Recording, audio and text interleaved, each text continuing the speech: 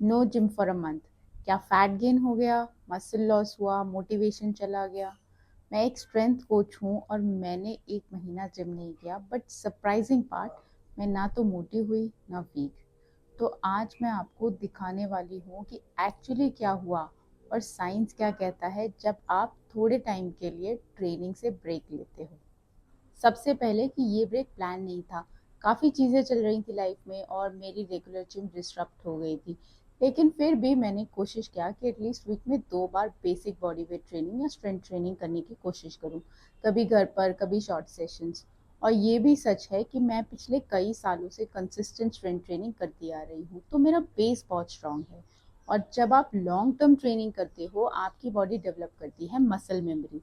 और साइंस भी यही कहता है कि in trained individuals significant muscle loss usually नहीं होता 3 से 4 हफ्तों तक, वो भी अगर कंप्लीट इनएक्टिविटी हो। तो अगर आप थोड़ा एक्टिव हो, प्रोटीन मेंटेन करते हो और स्ट्रेस नहीं लेते, तो मसल लॉस मिनिमल होता है।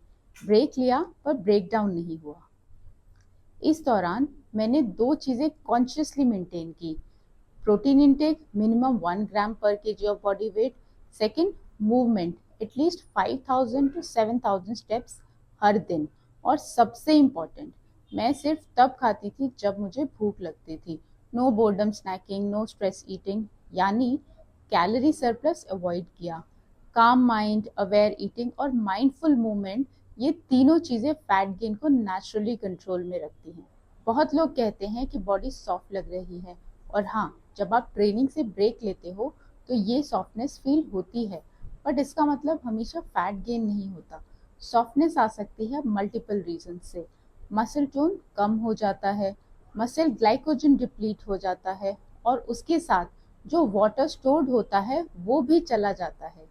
मसल्स फ्लैट और लूज फील होने लगते हैं, फ्लूइड रिटेंशन बढ़ सकता है अगर स्पेशली आपका डाइट इम्बैलेंस हो, सॉल्ट ज़्यादा हो या स्ट्रेस हाई हो, specially stomach, face, lower back area में।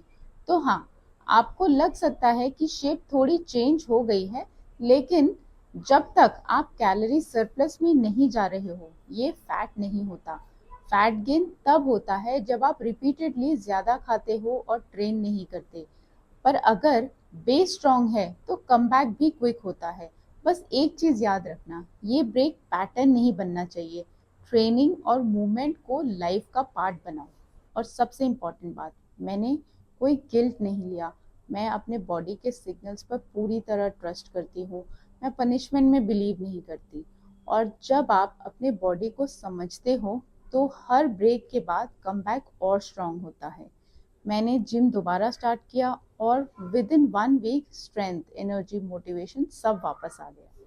तो अगर आप भी कभी ब्रेक लो, लाइफ की वजह से, स्ट्रेस की वजह से या किसी भी रीजन की वजह से, तो गिल्ट मत लो। अवेयरनेस और लॉन्ग टर्म कंसिस्टेंसी ज़्यादा मैटर करते हैं। ट्रेनिंग छोड़ो मत, पर अगर छोड़नी पड़ जाए तो सही सोच के साथ वापस आ जाओ। मैं हूँ स्कॉलर चेष्टा, एक बायोकेमिस्ट और एक स्ट्रेंथ कोच।